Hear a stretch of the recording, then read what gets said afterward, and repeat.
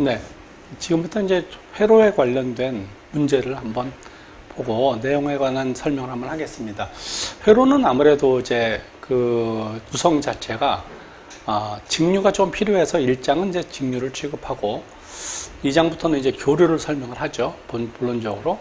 장이 굉장히 다양하게 있는데, 일단 본문에 입각해서 하나씩 설명하겠는데, 이 중에서 직류 쪽에서 오늘 이제 하는 거는 이제 직류인데, 직류 쪽에서는, 아무래도 이제 뭐죠? 그 전압, 직렬과 병렬의 특성, 그 다음에 이제 거기에 따른 이제 분배 법칙, 이런 것들, 그 다음에 이제 가장 중요한 건 분류기와 배율기입니다. 그 다음에 전지, 뭐 이렇게 나눠지죠? 오늘은 분류기와 배율기에 초점을 맞춰서 한번 보시겠습니다. 직류죠. 직류는 이제 활용 가치가 상당히 있었어요. 지금은 이제 건물도 이제 내부에서 직류로 가겠다고 하니까 직류 장점이 많죠. 교류보다는 훨씬 직류가 장점이 많습니다. 단지 교류에서는 회전자기가 좋다는 거라든지 전압이 좀 변환이 쉽다는 거잖아요. 제가 두 가지 때문에 교류가 성전 조건에 맞아서 갔는데 근본적으로 직류가 굉장히 더 다양한 성격이 좋습니다. 나머지는 손실이라든지 효율이라는 측면에서 전력 송전이라는 측면에서 특별하게 좋습니다. 안전도도 높고, 네. 전류의 정의입니다. 지금 전류의 정의, 전압의 정의, 저항의 정의 이렇게 갈 건데 전류는 단위 시간에 이동한 전기량, 그죠? 여러분 잘 아시는 거죠? 전류는 dT분의 dQ예요. 단위 시간에 이동한 전기량입니다. 그래서 이제 쿨롱 퍼 세컨드가 암페어 되죠. 그러면 이제 전기량은 얼마냐? 전기량은 건너가면 이제 적분이니까 적분 IDT가 되죠. 이게 쿨롱입니다. 자, 일단 요거 얘기부터 하죠. 그래서 전기량에 관한 얘기가 시간적 변화하면 저렇게 돼서 표현 자체가 이렇게 된다. 그죠? 우리는 요런 걸 잘 이해하죠. 단위 시간에 이동한 전기량. 이게 아주 굉장히 좋습니다. 쿨롱 퍼 세컨드가 암페어 된다. 여기까지.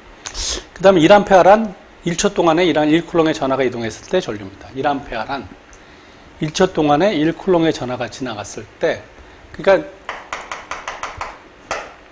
그 1쿨롱은 1암페어가 1초 동안에 흘러간 전기량이죠. 이렇게 생각하면 되겠습니다. 1초 동안에. 그다음 전압은 얘기가 좀 다르죠. 전압은 일단은 압인데 움직이는 전하는 에너지를 전송하고 있는 것인데 임의의 두 점에 위치한 단위 전하가 이동할 때 에너지 차이가 나는 것을 전위 또는 전압이란 말 되게 어렵죠. 단위 전하가 한 일량입니다. dQ 단위 전하가 한 일량이에요. 일량. 전하를 할 수 있는 에너지의 변화를 전하로 움직이는 에너지인데 에너지를 변화를 한 것이 이제 전압이라고 한다. 그래서 결국 마이너스 전하를 플러스 끌어올리는 능력이 이제 전압이라고 하는 거예요. 그래서 이렇게 된 거죠. 전압.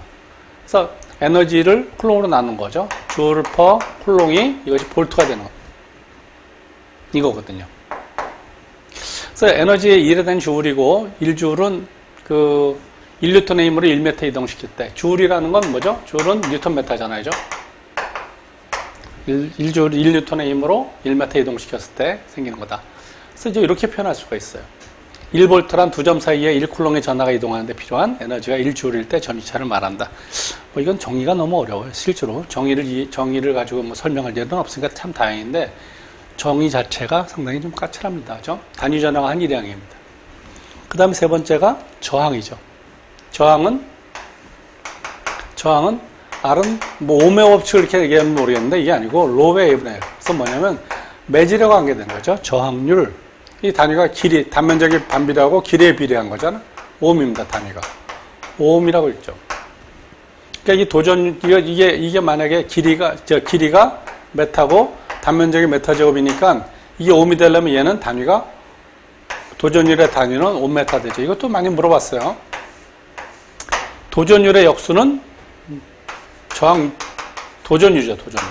저항률의 역수는 도전율이죠, 도전율. 도전율은 뭐죠? 5m분의 1. 5m분의 1이라서 요거는 메타분의 이렇게 할 수도 있어요. 모라고 그러죠, 모? 이렇게 할 수도 있어요. 모. 이 저항의 역수를 컨덕턴스라고 해요. 컨덕턴스라고 해요. 이건 쓰임 용도가 있습니다. 저항은 전류가 적극적으로 흐를 때 표현하는 저항적 요소라면 아주 소극적으로 약간 그죠? 다른 데로 빠져나갈 땐 컨덕턴스를 써서 표시를 하죠. 이렇게. 근데 이렇게 되는데 이건 단위가 옴에 역수할 수 있고 이걸 모로 할 수 있어요. 그죠? 이게 옴을 뒤집어서 모 이렇게 씁니다. 이런 건 되게 이런 표현 많거든요. 뭐라 해서 이 저항률의 단위는 기억하셔야 될 것 같아요. 단위는 옴이다. 그래서 저항에 접속을 합니다. 이제 또. 그래서 뭐 여기서 하나 좀 더 했으면 좋겠는데 그게 빠져서 여기서 바로 설명을 하죠. 그럼 전력은 뭐냐? 전력. 잠깐 볼까요? 전력은 뭐죠? 전력은 파워잖아요. 전력은 뭐죠? 전력은 단위 시간의 그 시간당 에너지입니다. 단위 시간당 에너지. dt분의 dt 에너지가 시간당 일률. 이걸 전력이라고 하는데 요건 말이죠. 이 두 개씩을 곱하면 돼요. 뭐죠? dq분의 d오메가가 전압이고 dt분의 dq를 집어넣으면 이게 없어져 갖고 이식이 나옵니다. 근데 이것이 뭐죠? 전압. 이것이 전류잖아요. 그래서 전력은 V가 되고 단위가 와트가 됩니다. 직륜에서는. 전압 곱하기 전류가 전력이 된다. 뭐 이런 표현들은 섞어서 이게 나오는 것까지는 가져야 되니까 했습니다. 그렇게 됐다. 그 다음에 저항에 접속하는데 저항의 접속은 굉장히 단순할 수 있어요. 직렬 접속했잖아요. 좀 우리 결론만 볼까요? 직렬이면 뭐가 일정하죠? 전류가 일정해요. V는 IR에서 요것이 일정하니까 이 두 가지가 이제 비례하게 됩니다. V1, V2, R1, R2. 얘가 비례하잖아요. 비례하잖아요. 전압은 V1은 R1 플러스 R2분의 전체 전압을 어떻게 나누느냐? R1. 그래서 뭐죠? 여러분이 외워야 되는 말은 뭐냐면 큰 저항에 큰 전압이 걸린다. 이거 외우셔야 돼요. 이거 보세요. 큰 저항에 큰 전압이 걸린다. 이게 오늘의 주제입니다. 이렇게 하는 게. 그러니까 결국 뭐냐면 만약에 저항이 이렇게 있어요. 이게 4옴이고 이게 6옴이다. 10V를 건다 여기다가. 여기 양단에다 10V를 가면 전압에 어떻게 걸리냐? 4V, 6V 걸립니다. 저항에 비례해서 똑같은 값. 20V를 걸면 어떻게 되냐? 20V를 걸면 당연히 이 비율이니까 8V, 12V가 걸리겠죠. 이렇게 걸린다는 거예요. 저항의 크기에 비례해서 전압이 걸린다. 이게 결론입니다. 이게 지금 여기서 얘기하는 전압 분배 법칙에 관한 얘기예요. 전압 분배 법칙에 관한 얘기입니다. 그러니까 직렬에서는 뭐죠? 전류가 일정하다. 그 다음에 큰 저항에 큰 전압이 걸린다. 여기에만 주력을 한다는 겁니다. 일단 여기서 V2는 어떠냐? V2는 R1 플러스 R2분의 R2의 전전압이 되는 거예요. 번호가 똑같아. 그러니까 만약에 저항이 이렇게 있는데 저항 B가 만약에 1대 6이다. 1대 6이다. 만약에 전압을 만약에 390V를 걸었어요. 어떻게 걸리겠는가? 여기 전압이 어떻게 되죠? 전압이 1 플러스 6분의 1 곱하기 전전압입니다. 390. 여기 전압이 얼마 걸리죠? 전압이 1 플러스 6분의 6 곱하기 390이 걸리는 겁니다. 이렇게 계산한다는 거예요. 전류를 몰라도 저항비를 알면 전압은 얼마든지 나눌 수가 있다. 이걸 여러분들 좀 연습을 했으면 좋겠다. 이게 여기서 이제 나오는 얘기고. 일단 병렬 접속이다. 병렬은 전압이 일정해요. 낙차죠. 병렬에서는 R1, R2가 되면 병렬에서는 항상 전압이 일정해. 전압이 일정하니까 어떻게 돼요? 일정하니까 V는 IR에서 이것이 일정하는 거니까 이것은 반비례. 서로 전류와 저항은 반비례. 저항이 크면 전류는 작게 흐르고 저항이 작으면 전류는 크게 흐르고 반비례예요. 반비례니까 이거는 이제 전류가 I1, I2로 나눠지죠. 그럼 전류 비율은 어떻게 되냐? I1은 R1 플러스 R2분의 전전류를 어떻게 나누냐? 여기 뭐가 되냐? 반비례일 때는 R2가 오는 거예요. 번호가 다른 번호가 와야 돼. 건너편 번호가 와야 돼. 요게 이제 그럼 만약에 이게 만약에 4옴이고 이게 6옴이다. 4옴이고 6옴이다. 여기 10A 전류를 흘리면 어떻게 되겠습니까? 10A 전류를 이렇게 흘리면 어떻게 되겠어요? 이쪽으로 6A가 흐르고 이쪽으로 4A가 흐르는 거예요. 24V, 24V. 여기서 할 수 있는 건 뭐죠? 아까 큰 저항에 큰 전압이 걸린다. 여기서는 큰 저항에 작은 전류가 흐른다. 큰 저항에 큰 전압이 걸린다. 큰 저항에 작은 전류가 흐른다. 이 두 가지가 이 앞에 장에서의 주제일 수 있고, 합성 저항은 합성 저항이 R1과 R2가 됐을 때 이 합성 저항은 R1 플러스 R2분의 R1 R2로 해서 작아지는 겁니다. 굉장히 작아지는 거야. 저항이 작아지는 거다. 예를 들어서 합해서 15입니다. 합해서 15입니다. 그러면 합해서 15이잖아요. 합해서 R1 플러스 R2 했을 때는 이게 15입니다. 그러면 이제 조합이 있잖아요. 1과 9 할 수 있고 2와 8 할 수가 있고 5와 5도 할 수 있어요. 어느 저항은 어떻게 될까요? 저항 한번 구해볼까요? 이때 저항 어떻게 되죠? 1 플러스 9분의 1 곱하기 9하면 얼마냐면 10분의 9가 돼서 0.9가 됩니다. 중요한 얘기를 하려고 그래요. 이것도 얼마죠? 이때 저항 어떻게 되죠? 이때는 2 플러스 8분의 2 곱하기 8이니까 얼마냐면 10분의 2 8이 16이니까 1.6 되죠. 이때는 어떻게 되냐면 5와 5일 때는 5 플러스 5분의 5 곱하기 5하면 10분의 2.5가 25가 돼갖고 결국 2.5가 됩니다.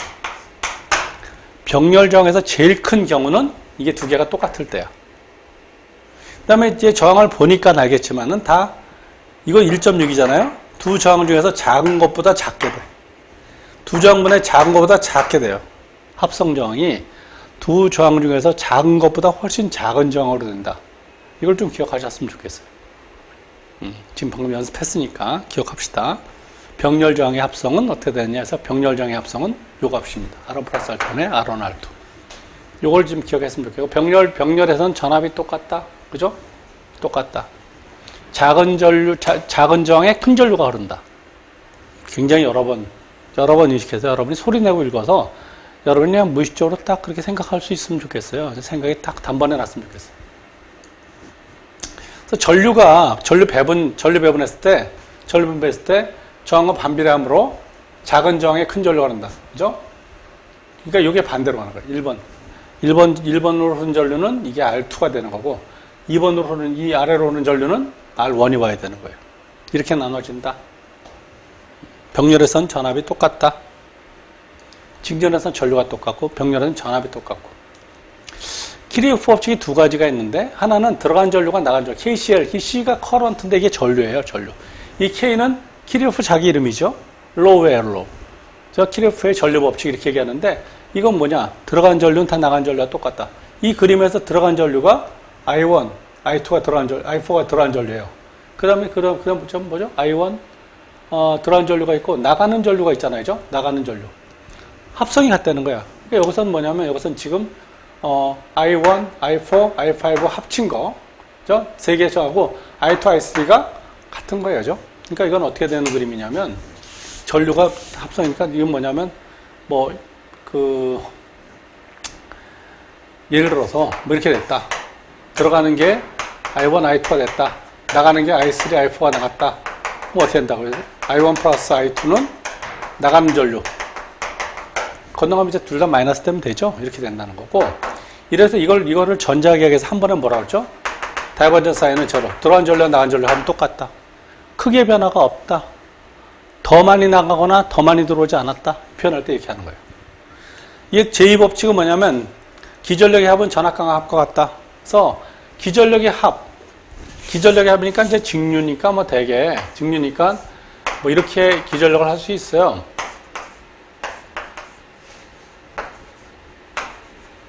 R1, R2, R3가 이게 여기서 저항에서 전압 강화가 생기는 거고, 요게 E1, E2, E3가 된다면 이거 이 두 개는 같은 방향이에요. 반대 방향이잖아요. 그죠? E1 플러스 E3 마이너스 E2는 여기 이제 전류가 있으면 전류를 구해서 전류에 대해서 뭐죠?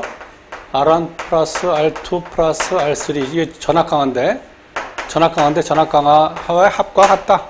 기전력의 합은 전압강화와 같다. 이게 제2법칙이 되겠습니다. 일단 뭐 키르호프의 법칙은 중요한 게 뭐냐면 이 사람이 뭐 이건 너무 간단하지 않느냐, 이건 뭐 대단하지 않는데 이렇게 생각하겠지만 키르호프 법칙은 대단히 위대한 겁니다. 왜냐하면 선형, 비선형, 10변, 11변 다 이게 해결할 수 있어요. 굉장히 그 키르호프 법칙은 다양한 국면에서 전부 다 성립하는 식이라는 게 그것이 특징입니다. 그 다음에 이제 분류기와 배열기인데 이게 오늘의 포커스죠. 가장 하이라이트인데 요거는 이런 얘기입니다. 지금 이 얘기를 여러분이 이제 귀담아 들을 수도 있어요. 사실 이렇게 표현하는 것도 뭐 이게 틀리다 뭐 이렇게 이거 틀리면 말이 안 되죠. 이렇게 되는데 이제 이런 겁니다. 분류기라는 건 전류를 나누다 이런 말이에요. 전류를 나누는데 이렇게 된 겁니다. 여기에 전류계가 있어요. 전류계가 전류를 측정하는 거겠죠. 당연히 측정하는 건데 이게 전류계 눈금이 50A짜리예요. 50A짜리 눈금인데 여기 500A를 측정하고 싶어. 500A를.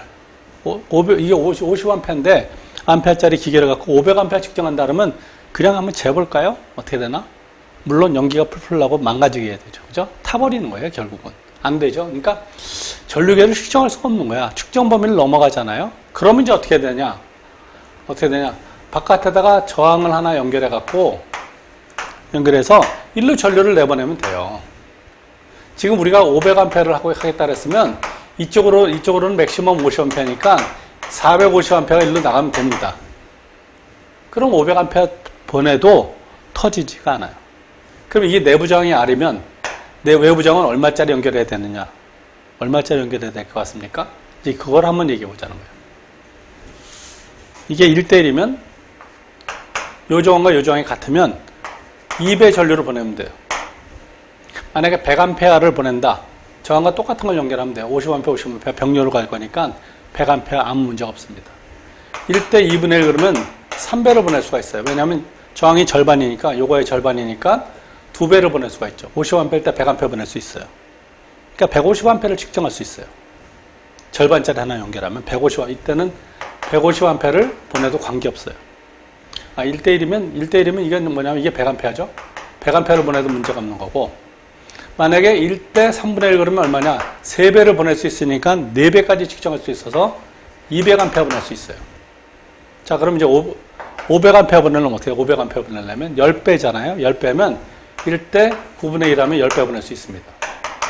이게 내부 저항이 R일 때 이거의 9분의 1짜리를 저항을 여기다 연결하면 되는 거예요.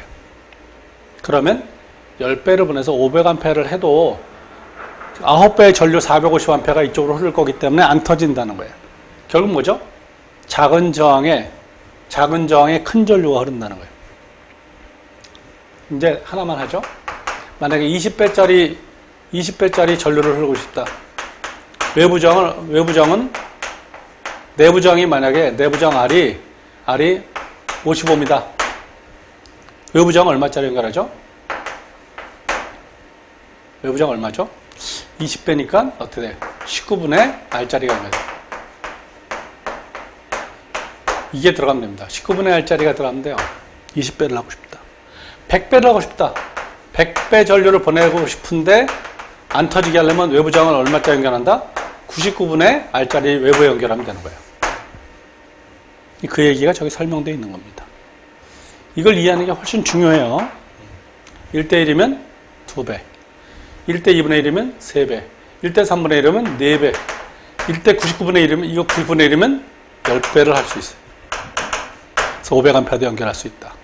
분명히 생각해야 돼요. 그 작은 저항에 큰 전류가 흐른다. 이게 분류기입니다. 배율기라는 거는 이건 전압계예요. 배율기라는 건 전압계입니다. 그래서 뭐냐면 얘는 거꾸로 써요. 몇 배로 해야 되느냐, 몇 배로 해야 되느냐인데 이게 만약에 전압계예요. 전압계인데 전압계인데 전압계가 만약 내부장은 R자리예요. 근데 이게 50V까지밖에 측정이 안 되는데 200V 하고 싶다. 어떻게 할까요? 200V 하고 싶다. 외부에다 저항 연결해서 이것을 250V 하면 150V 하면 합쳐서 200V 나오죠. 자, 다시 1대 1이면 요 저항과 요 저항의 비율이 1대 1이면 2배 저항을 전압을 측정할 수가 있어요. 1대 2면 3배를 측정할 수 있어요. 2배 전압이 바깥에 걸려. 이게 50V면 이게 100V가 걸리니까 150을 할 수 있어요. 3배. 그러면 만약에 20배 전압을 하고 있다. 어떻게 될까요? 내부저항 대 외부저항의 비율이 어떻게 될까요?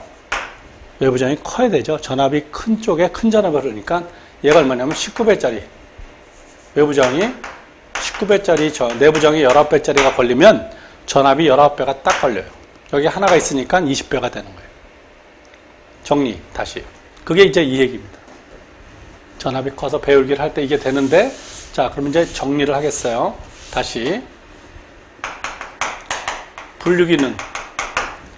분류기에서 만약에 내부정이 R일 때, 내부정이 R일 때, 만약에 100배를 하고 싶다. 외부정은 99분의 R이 연결되면 되고, 배율기에서 내부정이 R일 때 100배 전압을 측정하면 외부 전압은 뭐죠? 99배 R이 들어가면 돼요. 저항을 키우면 됩니다. 그만큼. 99배만큼 100배가 될 수 있다. 굉장히 중요해요. 이게 이제 일장 직류에서는 제일 많이 생각해야 되는 내용입니다. 정리를 하셔서. 그래서 뭐, 이 배율기는 M-100, 10배면 9배짜리, 내부정이 9배짜리, 이렇게 되는 거죠. 그렇죠? 이런 게 들어가야 된다. 이렇게 얘기합니다. 분류기와는 반대로 전압계보다 큰 스케일의 전압을 측정하고자 할 때 내부저항보다 요것만큼 큰 저항을 외부에 연결하면 된다. 이런 뜻이죠. 그래서 이제 요거는 말이죠. 이건 뭐 그때 그 얘기를 똑같이 했어요. 외부의 전압계는 몇 배 큰 저항을 연결해서 큰 전압을 구할 수가 있으니까 큰 저항을 외부에 이렇게 이게 이제 전압계인데 큰 저항을 외부에 걸어서 여기 어떤 전압을 걸어도 측정할 수가 있다는 거예요. 전압계를 태워먹지 않고. 최소한, 그죠? 출제해석 문제에서 보면, 이거는 이제 전기량을 구하는 건데 전류하고 시간을 줬으니까 전기량이니까 Q가 뭐죠? 인티그럴 IDT를 구하는 거네죠? 3초 동안이니까 0부터 3초 동안.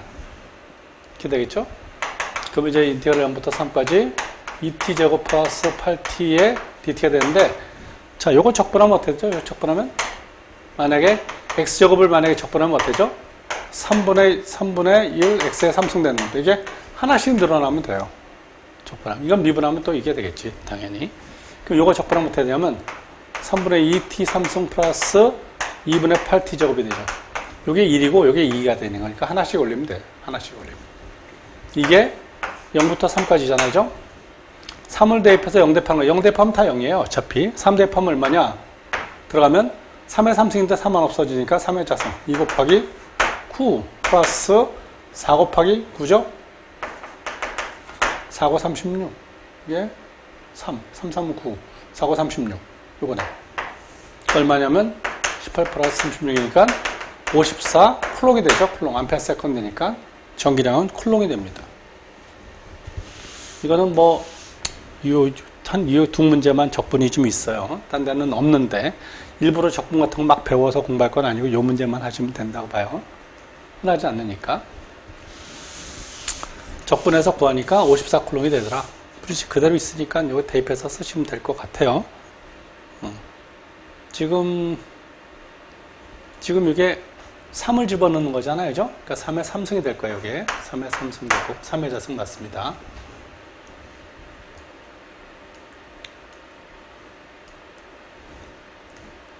그 다음 두 번째는 또 적분인데, 두 번째도 또 적분인데, 요겁니다. 2초 동안 할 때 통과한, 이번엔 전기량이에요.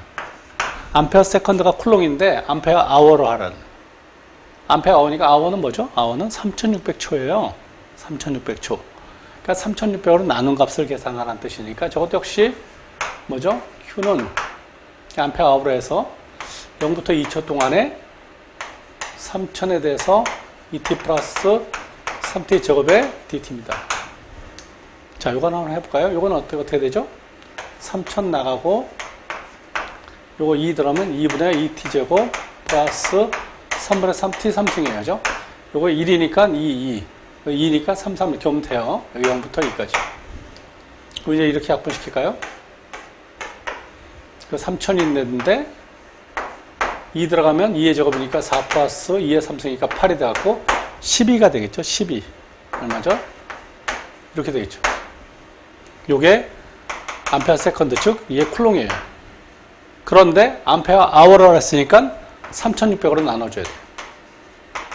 10 암페어 아워. 이렇게 되겠죠. 지금 그래서 36,000이 나와갖고 3600 세컨드로 나눠줘서 결국 10 암페어 아워가 된다. 36,000 쿨롱이었는데, 그죠? 36,000 쿨롱. 10 암페어 아워가 되더라. 이렇게 보는 겁니다. 암페어 아워니까 이 두 문제만 뭐 적분이 좀 있는 것 같아요. 다른 건 뭐 기억나지 않습니다. 복소수가 사실 굉장히 중요하다고 생각해요. 전선을 균일하게 3배 길이로 당겨 늘렸을 때 전선의 최적의 불변이라면 저항은 몇 배가 되겠는가? 이거는 이제 저항이 로 A분의 L인데 최적이라는 게 이 단면적이 A고 길이가 L이면 최적이라는 것이 뭐죠? 최적이라는 건 요거 곱하기 요거죠. 최적이 요게 일정한데 부피가 일정한데 요게 만약에 3배가 되면 요거는 3분의 1 되는 거예요. 여기다 집어넣으면 요게 3배가 되고 요것이 3분의 1배 되면 올라가서 9배가 되죠. 근데 요건 기억해 둘 필요가 있어요. 언제 종종 물어보거든요. 그러니까 길이가 3배가 되면 단면적은 3분의 1이 되더라. 최적이 일정하다면 저항이 커지죠. 결국은. 길이가 길어지면 최적이 일정하면 단면적이 줄어들기 때문에 결국은 저항이 엄청나게 커지게 되는 겁니다. 단면적이 커지면 저항은 작아지니까. 그래서 전선의 최적에 대해서 길이를 3배 되면 단면적은 3분의 1로 감소해서 9배로 저항이 증가한다. 요것도 사실 이건 다 1이라고 했을 때 이 사다리꼴로 했을 때 합성정이 얼마냐고 물어보는데 이런 거 굉장히 다양한 문제가 있어요. 결국은 이렇게 갈 거기 때문에 요거 1과 1이 있어서 2보다는 커요. 이게 아무리 작아도 얘 나머지를 섞으면 1보다 작습니다. 합성정이. 이거 전체 합해봐야 병렬이기 때문에 1보다 작아져요. 그렇기 때문에 결국은 2보다 크고 3보다 작은 값이 됩니다. 나중에 R을 구하면 2보다 크고 3보다 작아져요. 반드시. 그죠? 3이 되진 않아. 111에서 3이 되진 않아요. 여기가 병렬이니까 1보다 훨씬 작아지니까 3보다 작아져서 요 값으로 답이 될 겁니다. 결국은 이렇게 될 건데 식풀이를 한번 볼까요? 이걸 이제 여기를 시계줄처럼 만들어요. 뭐냐면 요렇게 되는 거를 이렇게 계속 연결된 걸로 여기 이렇게 쭉 연결된 걸로 이제 파악을 해요. 그러면 이제 어떻게 되죠? 그러면 이렇게 하나 만들고 요게 1옴, 이게 1, 요걸 R이라고 칩시다. R이라고 칩시다. 그러면 이제 요게 R이고 요게 1이고 요게 1이고 여기를 하나로 묶어서 이걸 R이라고 칩시다. 하나로 묶어서. 그러면 이제 합성정이 어떻게 되죠? 합성정 하면 이걸 R로 할까요? 그냥 하기 좀 나쁜데 R로 할까요? R로 하면 어떻게 되죠? R로 하면 2R 플러스 요거 병렬이죠? R 플러스 요 R-라고 그럴까요? R-에 R 곱하기 R-. 이렇게 되겠죠? 합성정이 이렇게 되겠죠. 이렇게 될 건데 이게 결국 뭐냐면 이게 이게 무한대니까 100만 개라고 치고 한 줄만 뺐다고 칩시다. 이거. 그러면 이제 뭐냐면 거의 R-가 된다는 거예요. 그죠? 큰 차이가 없잖아요. 이걸 계산하는 거예요. 그리고 얘가 올라가면 곱하면 2R에 R 플러스 R-, 이 플러스 R의 R-가 R-에 R 플러스 R-. R에다 2를 집어넣어 볼까요?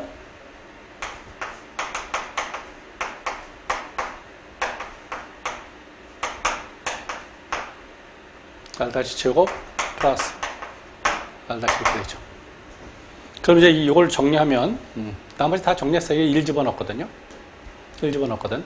자, 그러면 이제 이걸 정리하면 R-의 제곱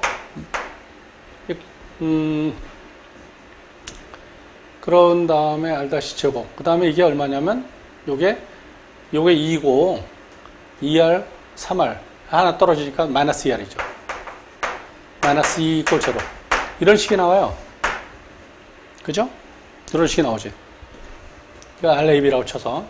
요거를 이제 근해 공식을 써서 구하면 두 개가 나오는데 저항이니까 마이너스는 안 돼. 얘가 1.73이 크잖아요. 음수는 안 되니까 1 플러스 루트 3분의 1이 답이 됩니다. 합성 저항은. 이게 1.73이니까 2.7 정도 나오죠. 그래서 1보다 크고 3보다 작은 값이 나온다 해서 계산하는 합성 저항 값 구하는데 굉장히 빈발하게 나온 적이 있어요. 이 문제가. 저항 값에서는 한 번쯤 볼 필요가 있다. 저항 계산하는 문제로 한번 해보면 어떻겠느냐. 100개의 서로 다른 크기를 갖는 저항이 모두 병렬로 연결되어 있다. 그 중에 가장 작은 병렬이 모두 병렬이에요. 가장 작은 저항의 크기가 25옴. 가장 큰 저항이 5다. 이게 가장 큰 게 이거고 가장 작은 게 이거겠죠. 근데 그때 합성 저항의 크기는 어떻게 되냐? 작은 거보다 작은 거죠. 결국은 뭐죠? 이거 아주 작은 거죠. 합성 저항은 굉장히 병렬이면 작아지잖아요. 결국 그죠? 25옴이 될 수는 없고 25옴보다 클 수는 없고 55옴보다 크는 말이 안 되고 이건 키로잖아요. 더 얘도 말이 안 되고 결국은 얘죠. 그죠? 작은 게 된다. 모두 병렬이면 합성을 하면 가장 작은 저항값보다 더 작은 합성 저항 값이 나온다. 합성 저항 값은 이 아마 5보다 큰 55옴 이렇게 나오거든요. 그죠? 25옴보다 작은 게 된다. 이 아마 55옴 정도 될 것 같아요. 50kΩ 같은지. 어떤 회로망 중에서 임의한 접속점에 유입되는 전류의 합은 유출되는 전류합과 같다. 키로프 전류 법칙. 나중에 이거 다 해야 되는데 태분항의 정리는 전압원에 있는 정리, 노트는 전류원에 있는 정리, 중첩의 원리에서 선형 회로망에서 전부 다 한번 구해봅니다. 키로프 법칙입니다. 그죠? 나중에 이제 선형 회로망에서 한번 풀어보겠습니다. 선형 회로망이라는 선형은 비례한다는 뜻이에요. 비례한다는 뜻. 분리기를 사용해서 전류를 측정하는 경우에 전류계 내부 저항이 0.12. 자, 이제 여러분들의 이제 이게 아마 0.12고 왜 분리기 저항이 0.04면 몇 배를 측정할 수 있느냐? 3분의 1이죠. 1대 3분의 1이면 몇 배냐? 4배를 측정할 수 있습니다. 전류를. 이쪽으로 하나가 지나갈 때 이쪽으로 3개가 지나가요. 4배의 전류를 측정해도 괜찮다. 결국 4배. 계산하지 않고 바로 나올 수 있으면 좋겠습니다. 이게. 그래서 우리가 그 직류에 관한 내용을 살폈는데 직류에 관한 핵심적인 내용입니다. 일단은 뭐냐면 일단 전지만 빼놓고 뭐냐면 전압의 분배 법칙, 전류의 분배 법칙, 그 비례 반비례를 구한다는 거고 그 다음에 분류기와 배울기가 가장 핵심적인 얘기였습니다. 그러니까 분류기 배울기에 대한 개념은 일단 우리가 말로 습관했듯이 뭐냐면 큰 저항에 큰 전압이 걸린다. 그래서 전압계 배율기로 가는 거고 작은 저항에 큰 전류가 흐른다. 이거는 분류기로 간 겁니다. 그래서 이제 그걸 했을 때 몇 배로 가느냐. 그래서 20배를 할 때는 분류기로 가면 19분의 1짜리, 19분의 내부 저항, 전류계 내부 저항짜리가 외부에 연결되면 된다는 거고 배율기에서는 바깥에 걸리는 게 내부 저항에 19배짜리가 걸리면 20배 전압을 측정할 수 있다는 겁니다. 굉장히 여러 번 해서 여러분이 익히셔야 돼요. 중요한 거거든요. 수고하셨습니다.